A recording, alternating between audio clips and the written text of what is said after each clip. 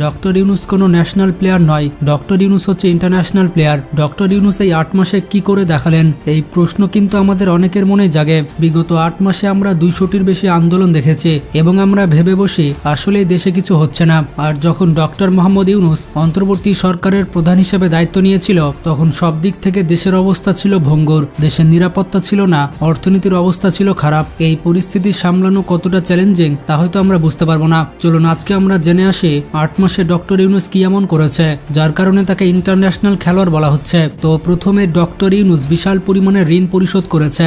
গত 8 মাসে ডক্টর মোহাম্মদ ইউনূস দেশি বিদেশি প্রায় 62,000 কোটি টাকা ঋণ পরিশোধ করেছে।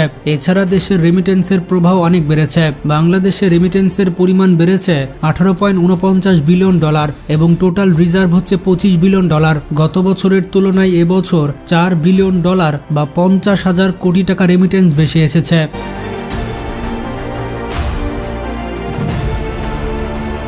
ডক্টর ইউনূসের আরেকটি সাফল্য হচ্ছে খাদ্যদ্রব্য মূল্য নিয়ন্ত্রণ। গত বছর রমজানে আমরা দেখেছি খাদ্যদ্রব্যের দাম কত ছিল। পেঁয়াজের দাম ছিল 100 থেকে 150 টাকা কেজি, সেখানে আমরা পেঁয়াজ খাচ্ছি 20 থেকে 30 টাকা কেজিতে। গত রমজান মাসে বাজারের পরিস্থিতি খুবই খারাপ ছিল, তবে সারপ্রাইজিংলি এবার দ্রব্যমূল্যের বাজারটা স্বাভাবিক রয়েছে। ক্রেতারা বাজারে গিয়ে অনেক সন্তুষ্ট, অনেক পণ্যের মূল্য নিয়ন্ত্রণে রয়েছে, কিন্তু এগুলো নিয়ে আমরা কথা বলছি না।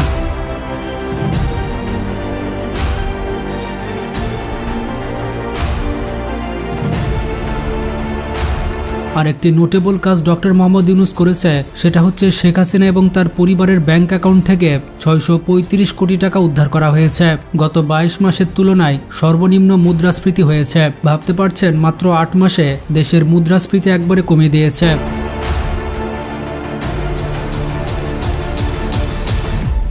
এছাড়া ধর্ষণের মতো ঘৃণিত অপরাধের তদন্ত 15 দিনের মধ্যে করতে হবে এবং বিচার 90 দিনের মধ্যে করতে হবে। এটা ডক্টর ইউনূস সরকারের একটি সাফল্য। 7 বছরের শিশুকে ধর্ষণ ও হত্যার ঘটনায় আসামিকে মৃত্যুদণ্ডাদেশ দিয়েছেন আদালত। খুশি, আদালতের প্রতি খুশি। বাংলাদেশে যে আইনের বিচার আছে আরো এক ধাপ বাংলাদেশ এই রায়ের মাধ্যমে দিয়ে আগায় গেল। রায় শুনে, জজ সাহেবের রায় শুনে আমরা সম্পূর্ণরূপে সন্তুষ্ট।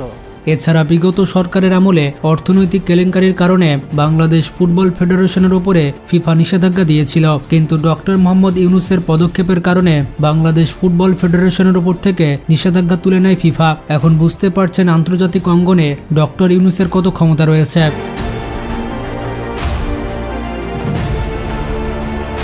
এছাড়া ডক্টর মোহাম্মদ ইউনূসের সরকার সরকারি চাকরির বয়সসীমা 30 থেকে 32 বছর করেছে। এছাড়া চায়নার রাষ্ট্রদূত ইয়োমেং বলেছেন, পৃথিবীর সবথেকে বড় solar manufacture company loamy company decision নিয়েছে তারা বাংলাদেশে একটি কোম্পানি তৈরি করবে, আর বাংলাদেশে সোলার ম্যানুফ্যাকচারিং কোম্পানি তৈরি করে বাংলাদেশকে অর্থনৈতিক হাব তৈরি করবে তারা।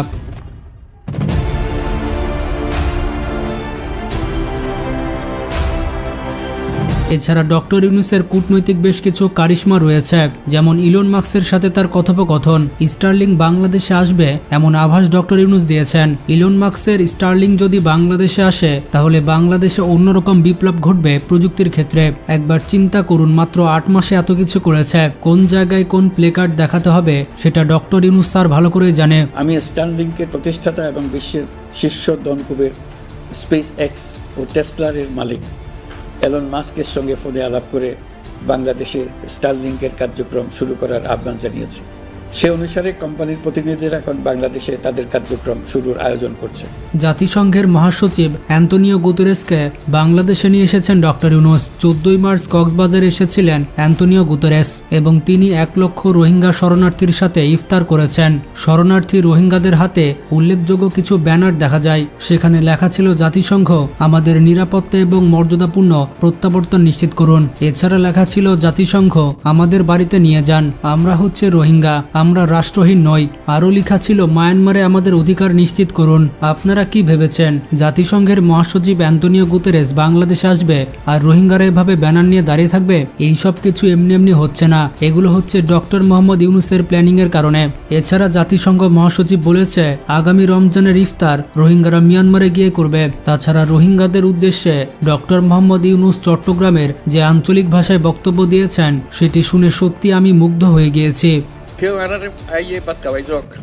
no sé, ahora tú dices ক্ষমতা আছে, আর ধন সম্পদ আছে, যে জায়গা জমি আছে, দিছে আরা তো গরিব ফারির আর দেশত যাইতো নতুন বলি আর ইয়ান করি না পারে আমি মানুষের বোঝা হয়ে গেবে আর তো কে বোঝা হইতাম না চাই আর ফুয়াশা বড় হইতো চা দাদা দাদির খবরের পাশে নিজের ঘরের পাশে আত্মীয় স্বজনের পাশে ইয়ান আর না পারিস।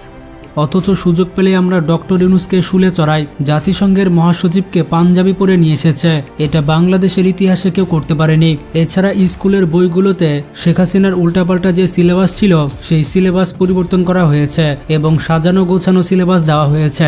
এখন থেকে প্রাথমিকের প্রধান শিক্ষকেরা পাবেন দ্বিতীয় শ্রেণীর গ্যাজেটের কর্মকর্তাদের মতো বেতন এবং সম্মান। ছাত্র জনতার বিপ্লবের যে প্রত্যাশা, সেই প্রত্যাশা অনুযায়ী হচ্ছে, সেটাকে আমি ইতিবাচকভাবেই দেখি, কিন্তু এটার একটা স্থায়ীকরণ প্রয়োজন, যাতে করে পরবর্তীতে আবার পরিবর্তন না হয়ে যায়। যে রাজনৈতিক সরকারই আসুক তারা একচোখা হয়ে যায়, এই একচোখাটা না হয়ে সর্বজনীনভাবে যদি এটা করা যায় সেটা অবশ্যই উত্তম। জাতিসংঘের মহাসচিব বলেছে আগামী বছর মিয়ানমারে রোহিঙ্গাদের ফিরিয়ে নিয়ে যাবে এবং আগামী রমজানে তাদের সাথে ইফতার করবে। বাংলাদেশের জন্য এর থেকে বড় সুখবর আর কি হতে পারে? বন্ধুরা, অনেক কিছু বলা সহজ, গালমন্দ করা সহজ, নির্বাচন দ্রুত চাওয়া সহজ, ব্যক্তিকেন্দ্রিক একটি জাতিকে উন্নতির শিখরে নিয়ে যাওয়ার জন্য ডক্টর ইউনূস সবসময় ব্যস্ত। তারপরও তিনি অনেক কিছু করছেন এবং ভবিষ্যতে করে যাবেন। 8 মাসে ডক্টর ইউনূস কি করেছে তার যদি আমরা সামারি করি তাহলে আমরা বেশ কিছু জিনিস পাবো, যেমন 15,000 কোটি টাকার বিশ্বমানের মেডিকেল প্রতিষ্ঠা। ডক্টর মোহাম্মদ ইউনূসের অন্তর্বর্তী সরকার 12,000 কোটি টাকা দিয়ে 4টি মহাসাগরীয় বাণিজ্যিক জাহাজ ক্রয় করেছে। চীনের সাথে 10,000 কোটি